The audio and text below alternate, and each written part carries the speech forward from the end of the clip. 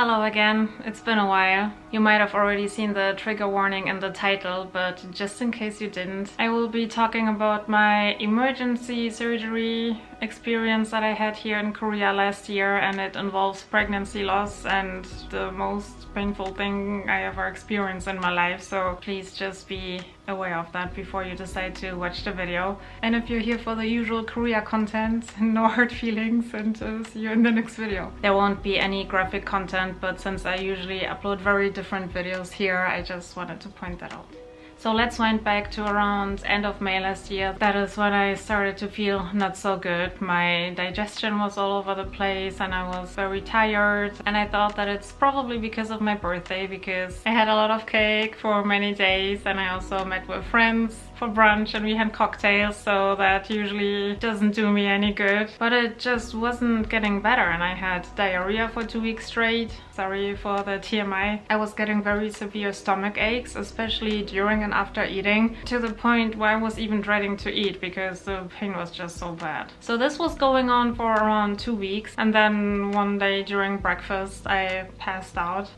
We later found out that it was because of the pain. To be honest, I don't really remember the pain. I don't remember that much in general. I suddenly felt very hot and dizzy and my vision was getting blurry, and I also had a ringing in my ears. So I wanted to get up from the table because I just wanted to lie down, but then I collapsed. Thankfully Singun was there and he caught me, but not without me smacking my head against the fridge. But again, I don't remember. You know, looking back, we should have just gone to the hospital that day, like Singun was also insisting. But I felt like the only thing I can do is just lie down and sleep. So we went to the doctor the next day instead, and that dude, he basically told me that I'm stressed, that I should relax and that everything will be okay, and gave me some random pills. You know, when I'm stressed I don't go to the doctor.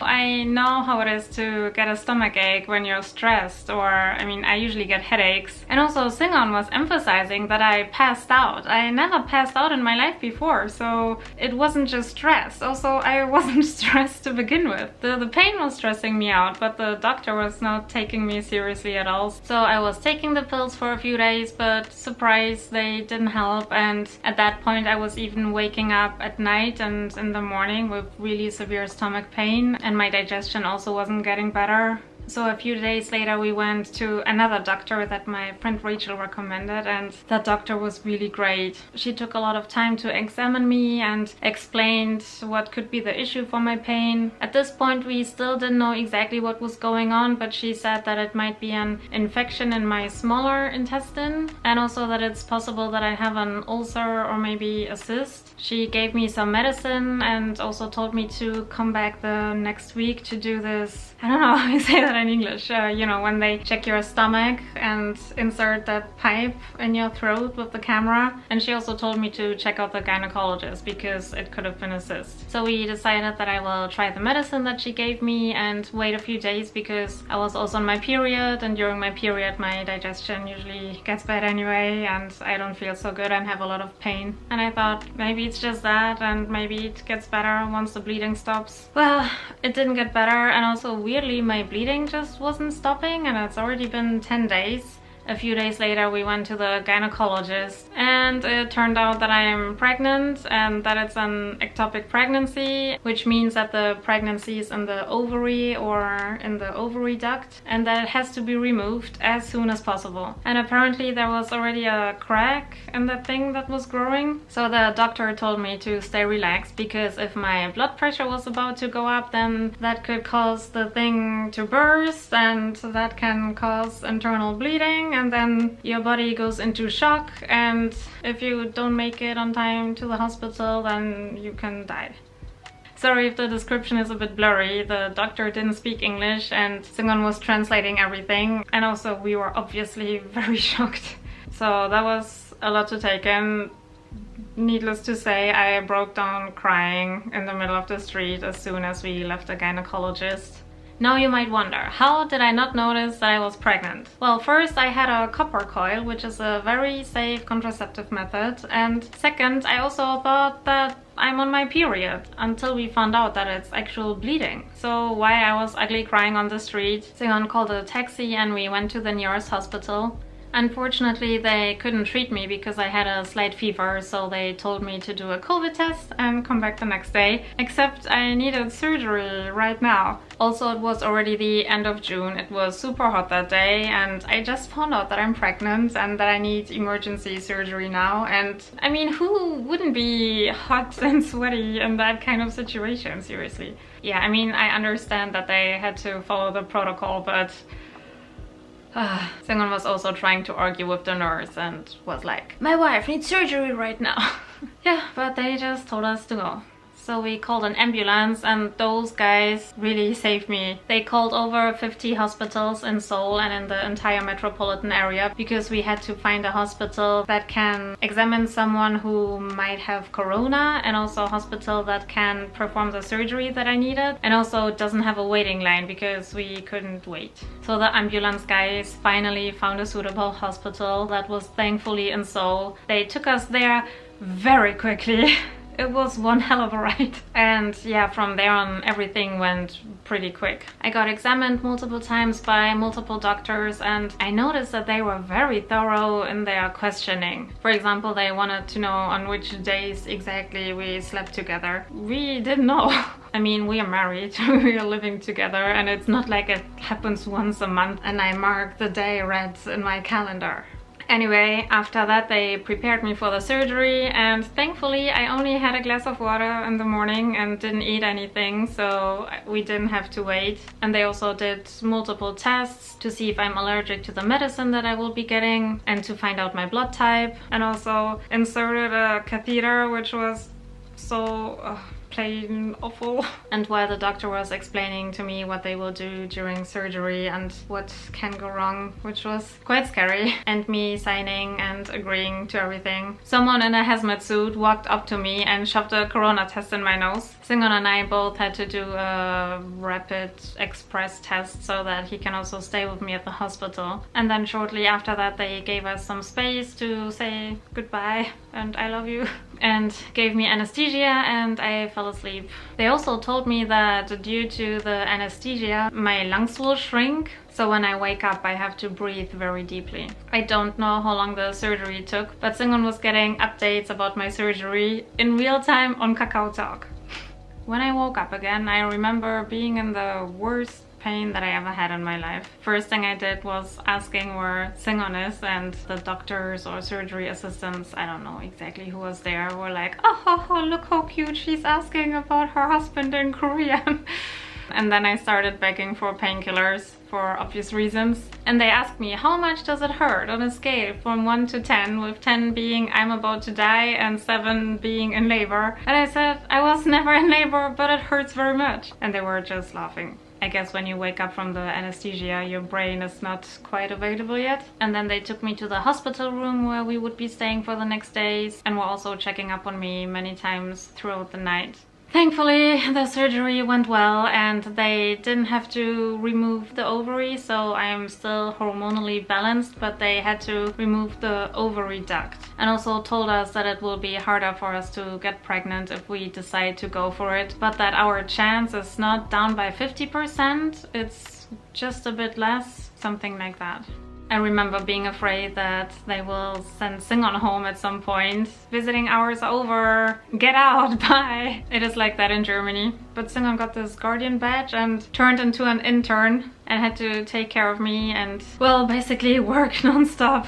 I think it's because in Korea they don't have a lot of staff, so they often source a lot of work out to the family member. He was watching me since I couldn't really move, and he was also feeding me. And another one of his jobs was to keep a P-log. He had to monitor my water intake and output and measure everything and report it to the nurses. Before, I think Singon and I were really close, but during that hospital we crossed lines that I didn't even know existed in the first place.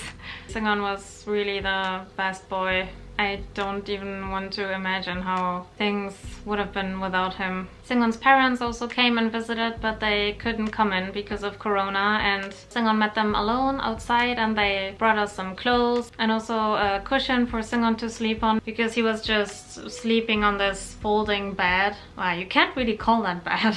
And he used my t-shirt as a cushion. They didn't give him anything, no blanket, no cushion, no whatsoever. Also no food.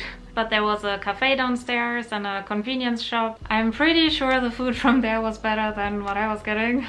After that we stayed for one more day at the hospital, and thinking back it's all a blur. I was sleeping a lot, getting examined, asking for painkillers, being in pain and very uncomfortable in general. For the surgery they also induced a lot of gas, so everything was very bloated and I couldn't stretch. But I still had to go around for the sake of my recovery, so I was shambling around with my IV stand. Overall, most of the people at the hospital were really nice and kind, but sometimes I also really felt like I was just being manhandled like a slab of meat. But I have zero shame now. I lost count of how many people saw everything and were poking around inside me, and all the needles, pipes that were attached to me everywhere.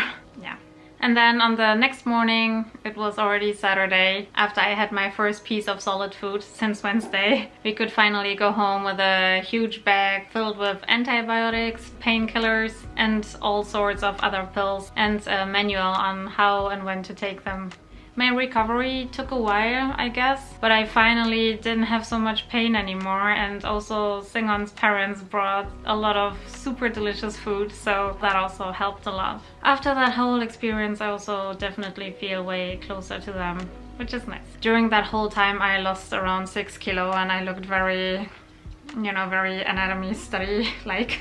And I wanted to get my weight and also my strength back, so I was very motivated to eat a lot.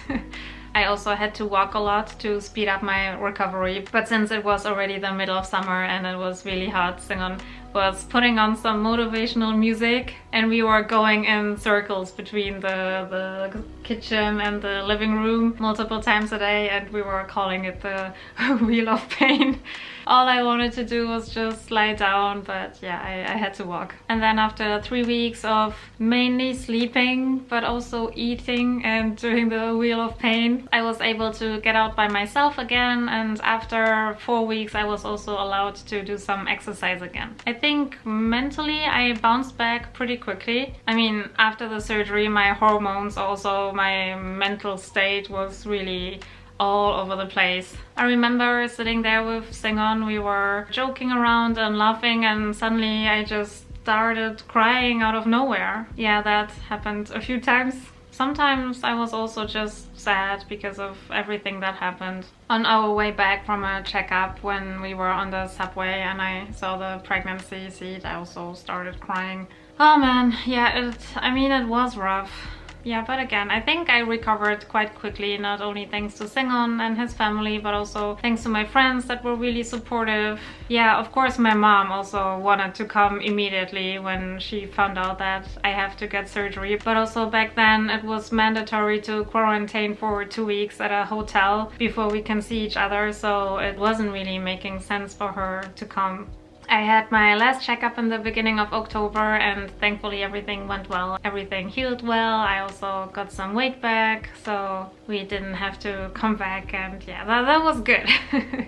The whole experience definitely changed my outlook on life. It also just puts into perspective what's really important and also how fragile life can be. You can work out 5 times a week, eat healthy, sleep enough, but things like that can still happen. It also made me realize how precious our time here is, and that I really want to prioritize quality time with Singon and quality time in general, and not always being so hard on myself and pushing myself so much. Just living a life without regrets, if possible. Another aspect is that I feel really safe in Korea now, and I know that if something happens I have access to a really great health system. Korea has in fact the second best health system in the world after Taiwan. I was really so lucky that I could get the surgery so quickly, and we also only paid 1 million won, the rest was covered by the insurance. I don't even start to imagine what would have happened in Germany, or even how much you would pay for that in the US.